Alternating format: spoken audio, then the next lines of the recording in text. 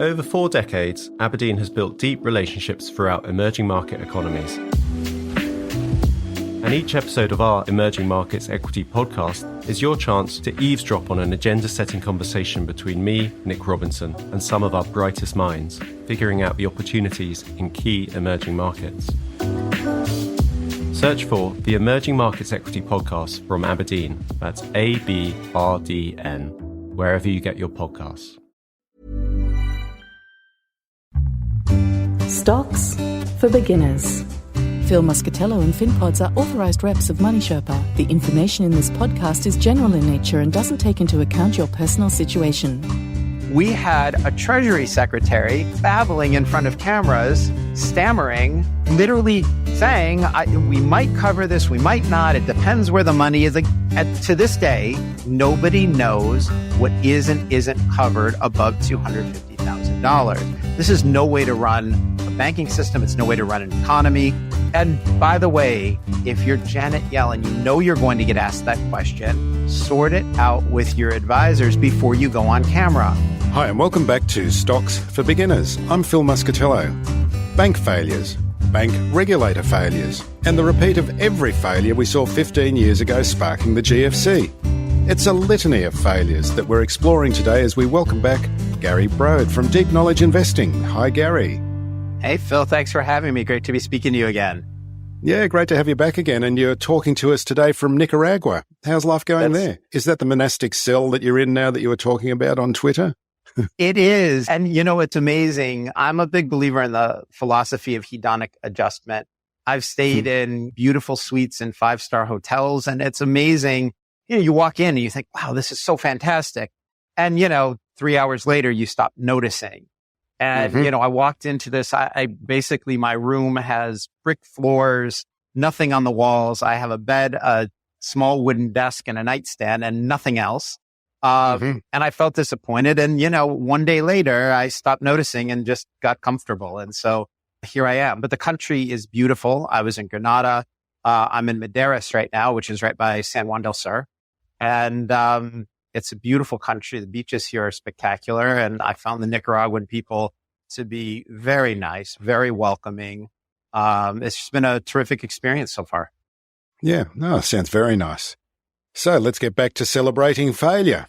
What is it still a bank? The Silicon Valley Bankcorp is the official name, isn't it? Does it still exist? No, it was taken into receivership by the FDIC. Basically, the bank, it was the 16th largest bank in the United States, and it was shut down by the government before it failed on its own. So it was going to fail either way, and the government took it into receivership. But it is gone. It is a bankrupt company. And I just should say, and I wanted to preface this episode, is that this is about the banking collapses and the bank failures that have been happening over the last few weeks.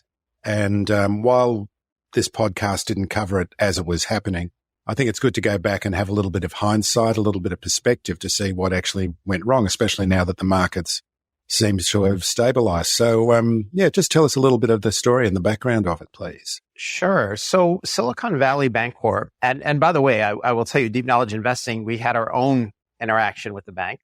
Okay. Yeah, we had our own near miss with them.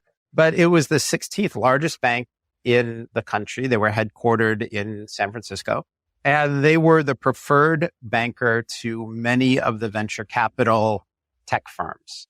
They had thousands of startup firms that they were the bank for. And, that was great when times were good. And I had a situation a couple of years ago when somebody who was working for me came to me and they pitched Silicon Valley Bankcorp. And the pitch was, okay, so you have a regular bank, but because they've done all of this financing for these tech firms, sometimes they would get small pieces of equity in the firms. And so they basically had their own venture capital fund. And there was the sense that, you're buying the bank and you get the venture capital fund for free and, all these lottery tickets, and they could be worth a fortune. And, wouldn't you want to invest in the next Facebook? And I looked at this thing and realized, one, the bank was not cheap. It was expensive. It was expensive because people knew you had this venture capital portfolio. And then I remember saying to this very smart person who was working for me, But how do you know what the value of these venture capital firms are? Like the bank marks it on the books, but that doesn't mean you're going to realize that value. These are private companies. There's no mark to market. We have no idea what the bank's accounting standards are. This was 2 years ago that I said this. And, the stock was hundreds of dollars at a time, and it's since gone to zero. Now, for a different reason, it wasn't the venture capital portfolio that failed, but the point is there was always a question about, in my mind at least, about the accounting at this particular place. So it's interesting, though. It's got that kind of glamour of having the name Silicon Valley in the bank, and I'm sure that would attract a few moths to the flame.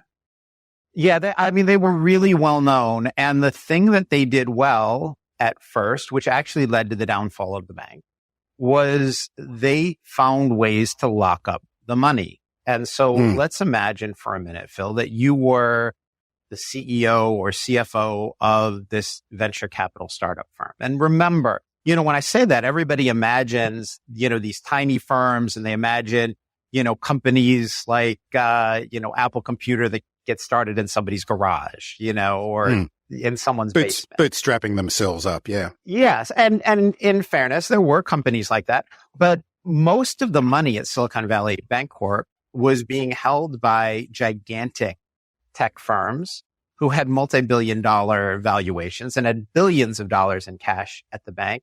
More than 90% of the money held in that bank was from, just a dozen or 2 dozen accounts.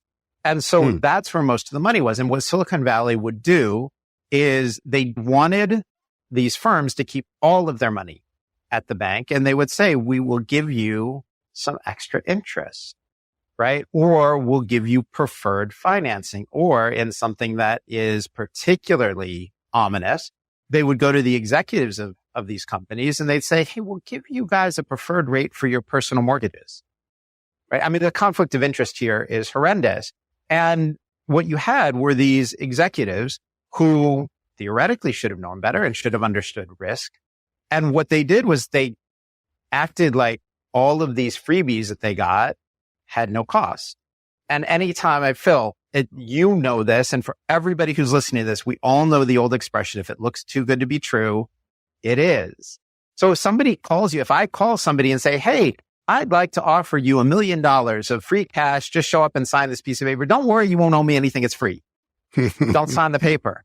Right. And so what Silicon Valley did, that was smart until it wasn't, was they would offer not only the VC firms, but the executives of those firms, all of these freebies, all of these extras in order to keep 100% of their business. And, if you get this great offer where somebody's saying, we're going to give you extras, freebies, it's going to be great. We'll even give you something personally under the table. You won't have to report it, right? That there's risk associated with that. And these people all acted like they had no way to know that. And, if you're listening to this podcast, you're not expected to be an attorney or a bank executive, but if you're the CFO of a multi-billion-dollar firm with billions of dollars in the bank, you know about this stuff. You understand this. Nothing is offered to you for free. Everything that somebody offers you will come with a cost or some associated risk. And people pretended like that wasn't the case, and it led to disaster. Okay, so it sounds like there was risk involved. And again, I should be prefacing this that we're basing this actual conversation on your latest Deep Knowledge Investing monthly newsletter, which we're going to publish on the blog post for this particular episode. So listeners can have a good read and a deep dive into what you've actually said about this. And it's a great article. I really enjoyed reading it.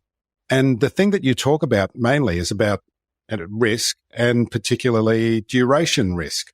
And it's to do with their bond portfolio, isn't it? That's right. And a lot of your listeners have probably heard or read the term duration risk and thought, wait, I don't know what that is. And it sounds like this very complicated finance term. It's actually very simple. It's just finance people like to use complicated terminology, right? So duration is simply like doctors, everyone has got to have their own jargon, their own. Exactly. Their own right. Yeah. Right. We have our own language to pretend we know things that you don't know, but the concept is really simple. And we can explain it with a great example here. Duration simply means the length of time. And what happened with Silicon Valley was there was a change in the value of bonds that they held. So in this case, what they owned were U.S. Treasury bonds. And very safe, very safe. Everyone would expect them to be the safest things to have your money in. And in fairness, they are. If you buy a Treasury bond that says you're going to get 2% interest, and let's say it's a 10-year bond, and for what it's worth, you can't get that. You get a higher rate right now, but this is an example, right? So if you buy a bond from the government and it's a 10-year bond at 2% interest, you will receive your 2% interest every year. And at the end of 10 years, you will receive $1,000. And so, the question will be, what will $1,000 be worth in 10 years? But that's a whole inflation conversation, which I'd be happy to talk to you about another time. So to the extent that you will get paid, they are risk-free and they're considered to be risk-free. But here's the issue, Phil. That's only the case if you hold that 10-year bond to maturity. Maturity is simply a fancy word for saying for the full 10 years. If you buy a 10-year Treasury bond today and you hold it for 10 years, you will get paid what you're expected to get paid, and you will have paid the price you expected to, and that's all fine. And so the duration risk that Silicon Valley had was they were borrowing from people at, 1%, 2%, something like that. But those people could pull their money out right away.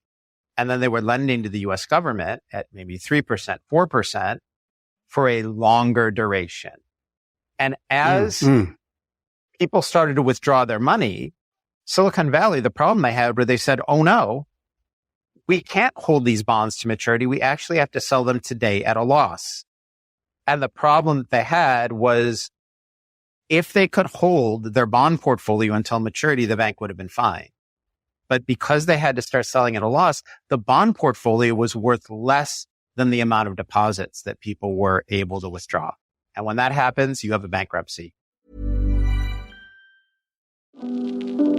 Over 4 decades, Aberdeen has built deep relationships throughout emerging market economies. And each episode of our Emerging Markets Equity podcast is your chance to eavesdrop on an agenda-setting conversation between me, Nick Robinson, and some of our brightest minds, figuring out the opportunities in key emerging markets. Search for the Emerging Markets Equity podcast from Aberdeen. That's ABRDN, wherever you get your podcasts.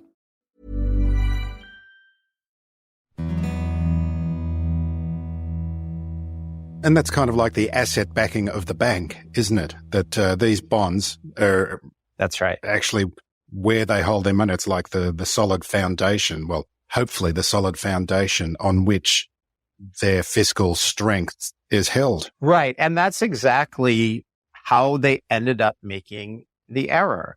The bonds are risk-free if you can hold them to maturity. To maturity. Exactly. But if you have to sell them today, you might be selling at a premium, a discount. The price will be what it is. And so they had a situation where the current value of their assets they were liquidating was worth less than their liabilities. And again, when that happens and you run out of equity, it's a bankruptcy. And there's been a political narrative that alleges that a change to the rules allowing mid-sized banks a little extra leeway in oversight led to this situation. What are your thoughts on that? I mean, everybody loves to blame the previous administration. Exactly, right. In this case, that is 100% nonsense. And the reason for that is those regulations weren't the reason Silicon Valley failed. It was this duration risk. It was the fact that they didn't understand, or they knew and didn't care about the risk that they'd taken in their bond portfolio. And while the issues that we're talking about may sound complicated to somebody who is being introduced to bond math for the first time and some of this complicated finance terminology, if you're the CFO or the risk manager for the 16th largest bank in the country, this is the kind of thing any first-year finance student would know. These people have to know this. And by the way, the Federal Reserve knew it. Last year, the Federal Reserve called up Silicon Valley Bank and they said, guys, we're really concerned about this. This does not look right. And the bank ignored it. Now, maybe they didn't know. Maybe they didn't care. Maybe they were engaged focused on other things, or there's always the possibility. And, this is an issue in my business as well with certain hedge fund managers and portfolio managers. People don't like to realize losses. A lot of times people don't want to sell something at a loss, which would have saved the bank.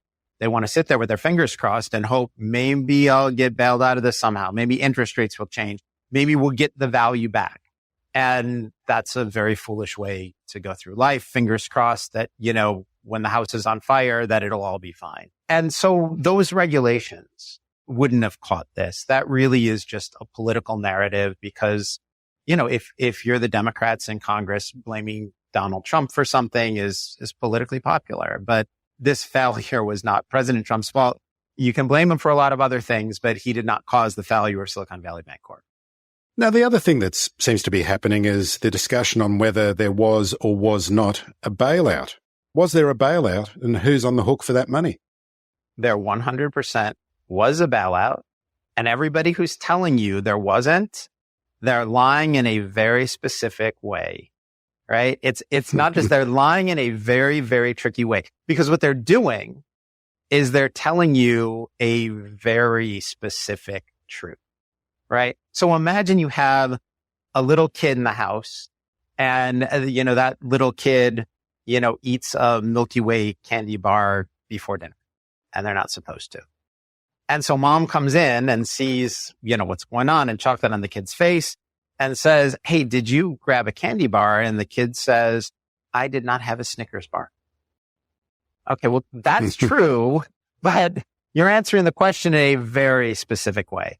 And so when government officials tell you that there was no bailout, here's what they're actually saying, right? They're not addressing the bailout. They're saying that shareholders weren't bailed out. Executives weren't bailed out. Okay, let's tell the whole truth here, Phil. That is 100% true. It's correct. The equity holders, the people who own stock in SIVB, Silicon Valley Bankcorp, they got zero. They got zeroed out. They were not rescued. The executives of the company, along with all the employees of the company, were fired. They all lost their jobs. And so they say, see, there was accountability. Okay, but there was a bailout because there were billions of dollars in uninsured deposits that were somehow made whole. And to make things even worse, these firms were gigantic political donors.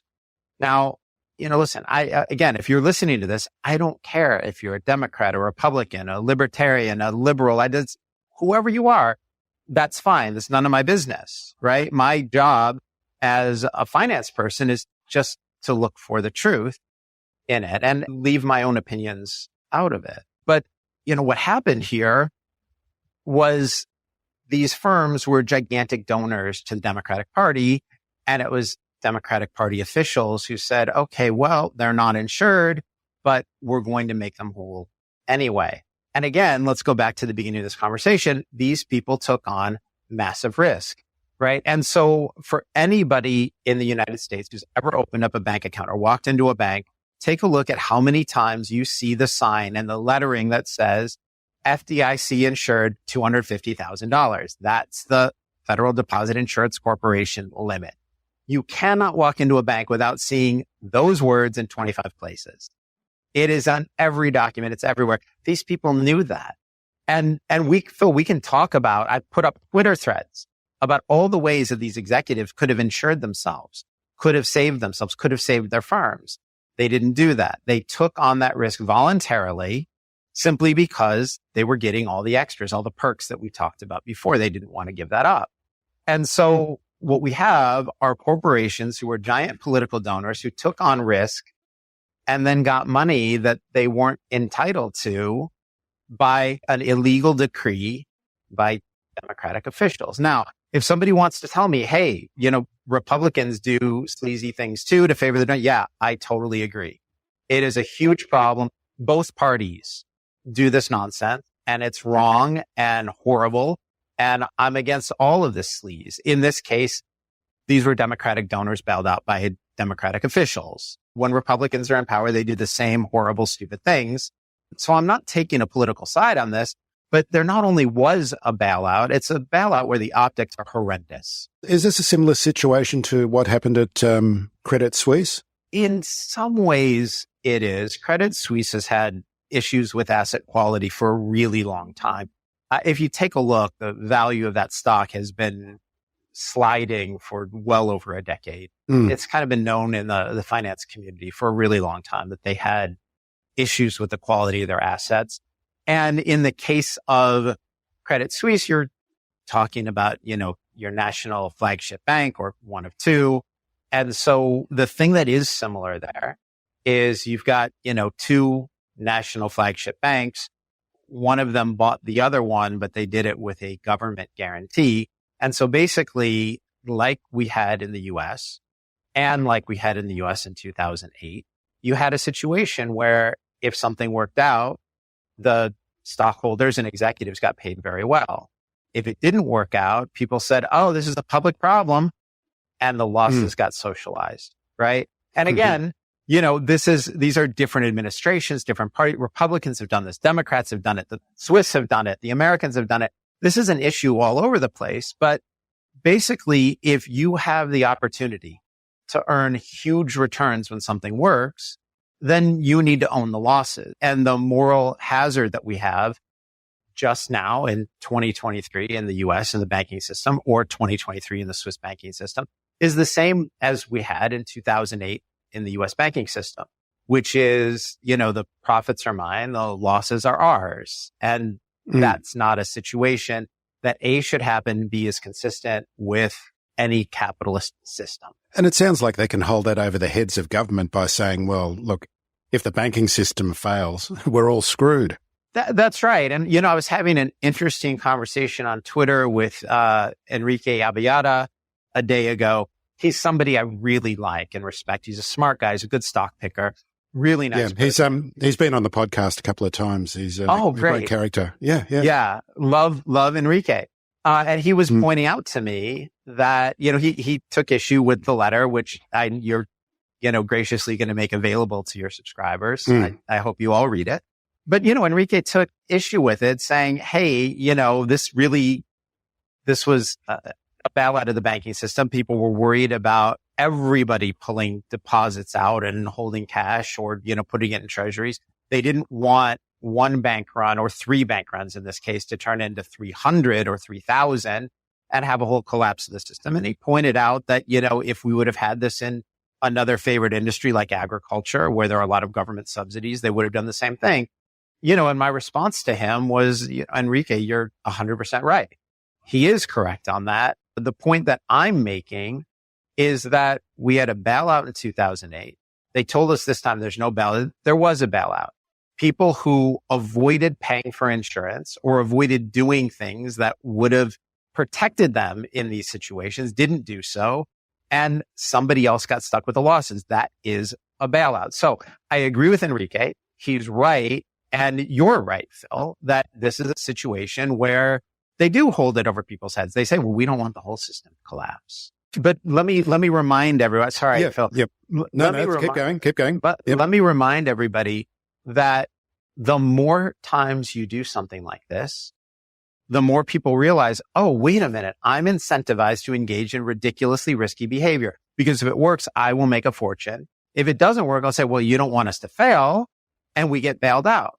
And so every time you do this, you send the message to the people running the system, the people running these firms, go take ridiculous risks. You'll make a lot of money or we'll cover the losses. And so when you do this again and again and again, you don't end up saving the system. You just end up with bigger and more frequent risks to the system. What they're doing, it saved things today, just like what they did in 2008, saved things then. But if nobody is ever held accountable for failure, then what you're going to get is a lot more failure. And we'll start to see these kinds of events happening more frequently and with more money on the line. So this whole we saved everybody narrative is complete nonsense. No, you just kicked the can down the road and put us in a position where we will be taking more failure risk later on. So let's imagine a world where there's Treasury Secretary Gary Brode. How would you deal with the situation? How would you disincentivize people? And we're just talking in fantasy land here, of course. I would say three things. One, let's talk about what the regulators got right. They closed down Silicon Valley Bankcorp and two other banks. That was the right thing to do. These banks had liabilities and excessive assets, and you don't want this stuff cascading. And there was failure, and the people who were held accountable were the executives, the employees, the risk managers who we've talked about, and the shareholders. Those people all ended up either out of a job or getting zero. So the regulators got that right. And let's, give them a round of applause for that. That was the right thing to do. What I would have done with the depositors is I would have said, you're insured for $250,000. Now, the narrative and this is a false narrative, the narrative that people talked about was, oh, no, you can't do that because, there's payroll and you don't want everybody losing their jobs and this will all be awful. No, right? They made it seem like mom and pop were going to lose their savings. Okay. First of all, I'm going to make this point again. You cannot walk into a bank in the United States without seeing in 20 places FDIC insured at $250,000. And there are lots of ways to either buy insurance or get around those limits. And if you want, again, we can talk about those. But when you're the CFO of a multi-billion-dollar firm, you know about this, right? And if you are an employee, if you're employee 17 at a venture capital startup, again, it's the same thing. If it works, you're going to make Facebook money, right? You're going to make the kind of money that, PayPal money, right? You'll become immensely wealthy.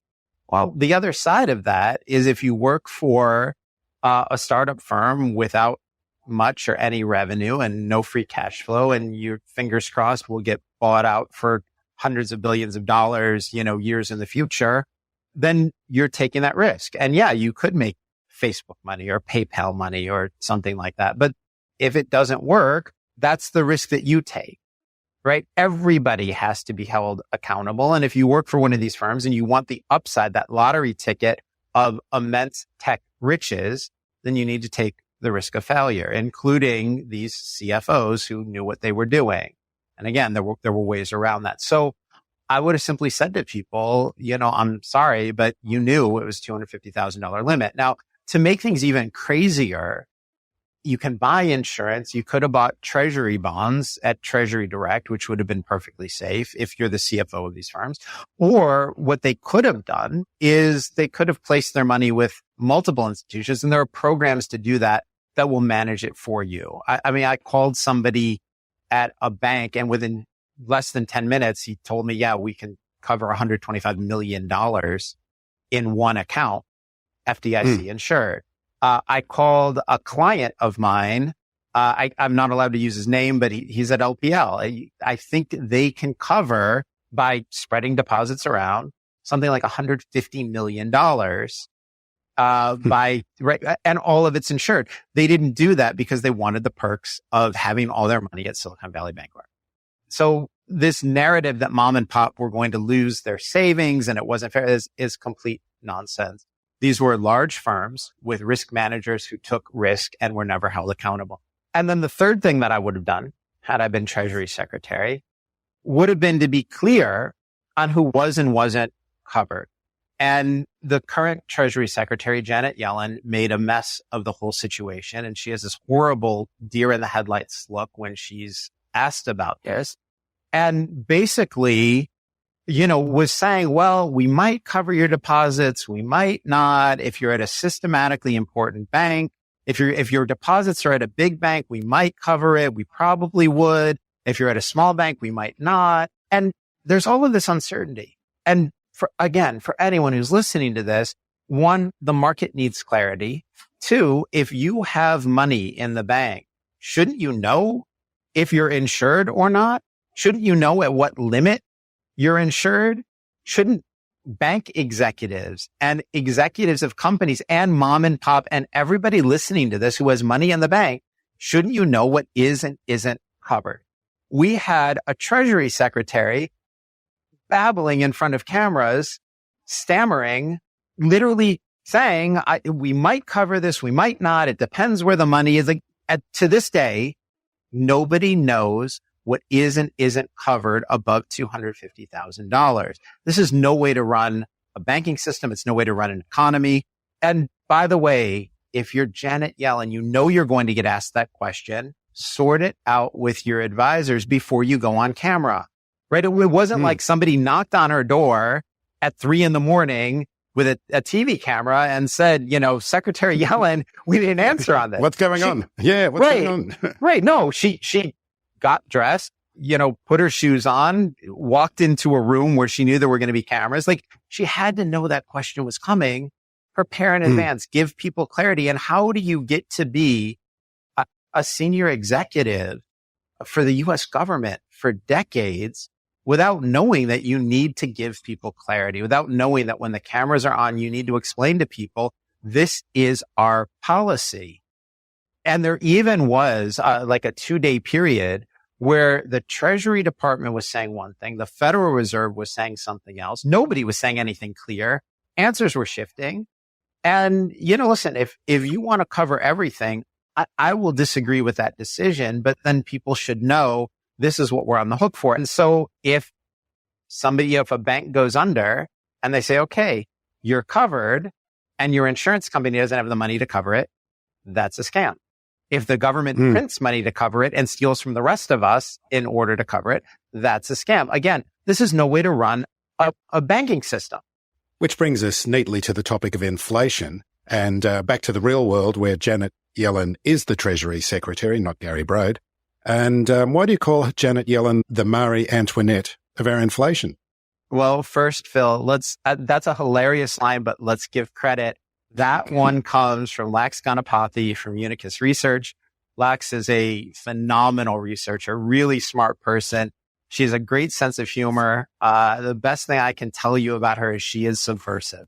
When you talk to her, you think she's going in one direction and she gets you teed up, but when she delivers, it's not going where you think it is. And so she was the one who coined the line. We always give her credit when we use it. But the reason it's a phenomenal line is because Janet Yellen was saying her biggest regret in her previous role was that we didn't get more inflation.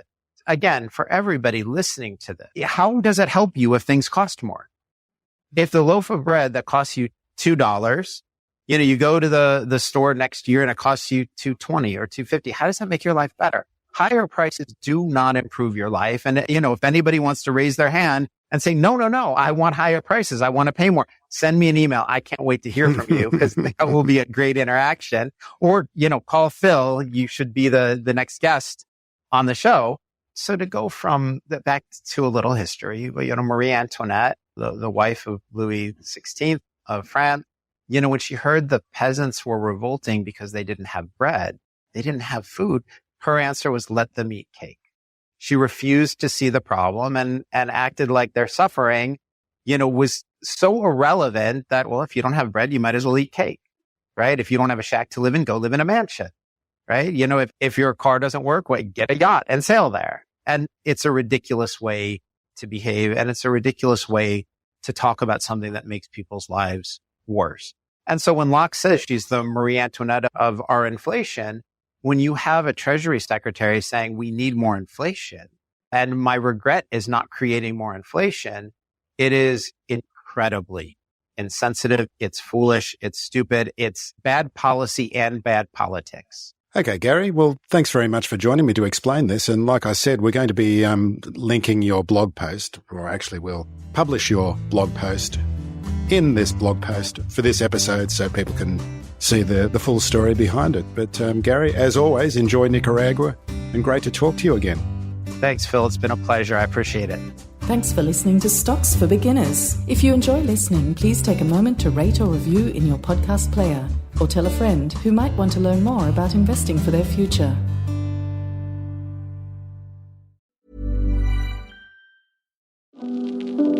Over 4 decades, Aberdeen has built deep relationships throughout emerging market economies. And each episode of our Emerging Markets Equity podcast is your chance to eavesdrop on an agenda-setting conversation between me, Nick Robinson, and some of our brightest minds, figuring out the opportunities in key emerging markets. Search for the Emerging Markets Equity Podcast from Aberdeen. That's ABRDN, wherever you get your podcasts.